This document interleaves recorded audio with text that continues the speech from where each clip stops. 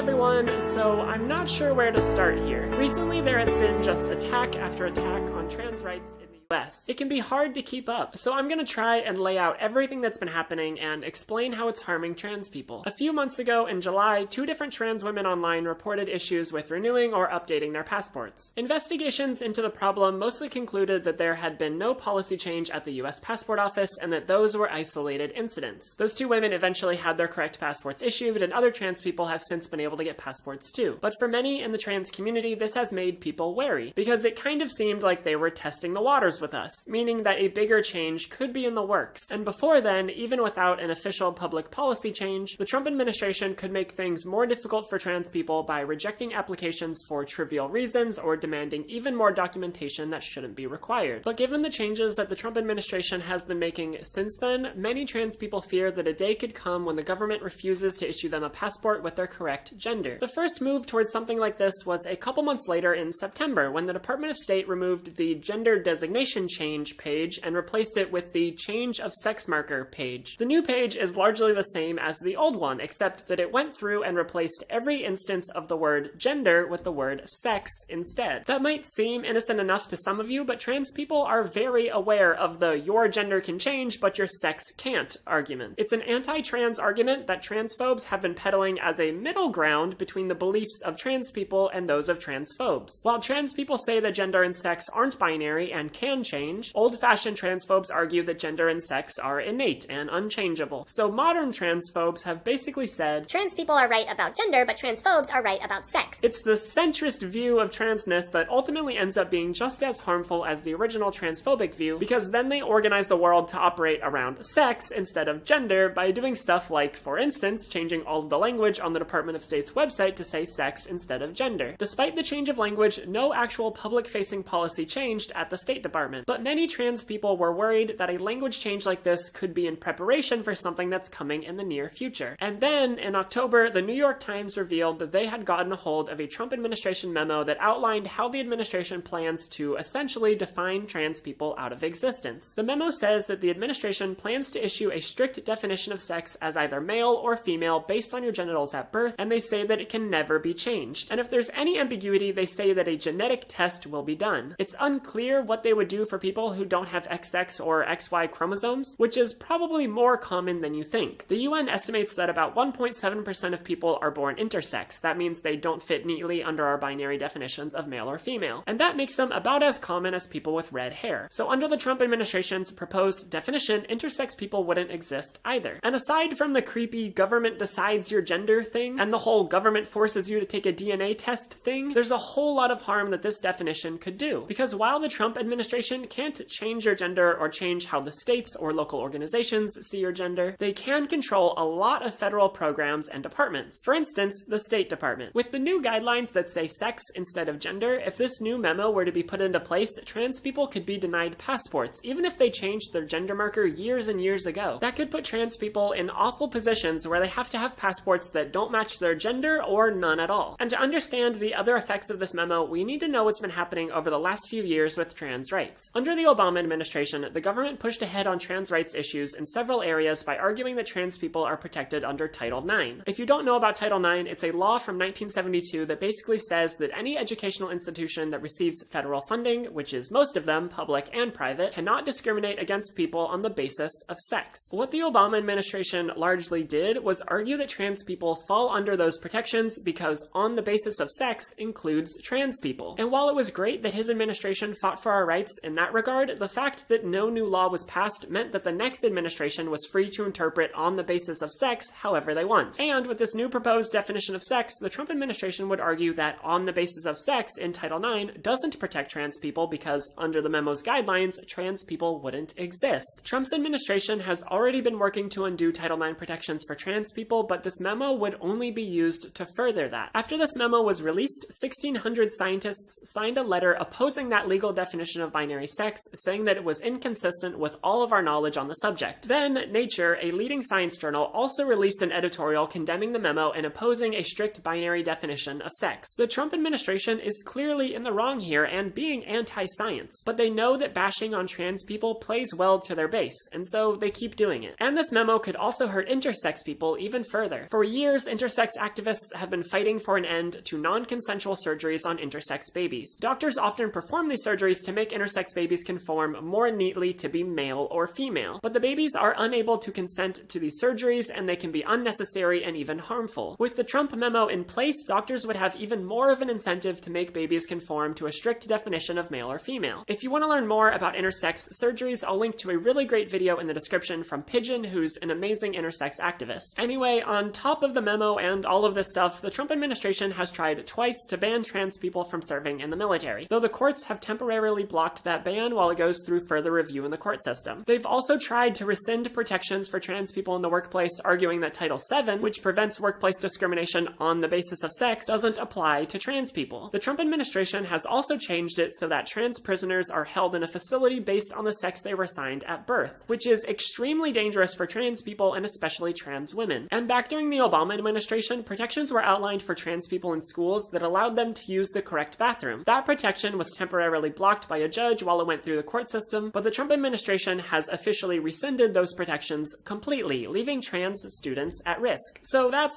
some of the stuff the Trump administration has been doing to harm trans people. I'm sure there's been more that's flown under the radar, but that's everything I've seen that's gotten coverage in the media. Remember that whenever Trump pretends to care about the LGBT+ community, he's lying. His actions show that he doesn't care about us in the slightest, and it's extremely important that we vote for candidates who will fight for trans people and all marginalized people. And it's important that all of us, cis or trans, fight against and protest these hateful policies. Anyway, that's all I had for you today. If you'd like to support future videos like this, you can click over here to check out my Patreon, or you can click up here to subscribe to my channel. Thanks so much for watching, and I'll see you next time.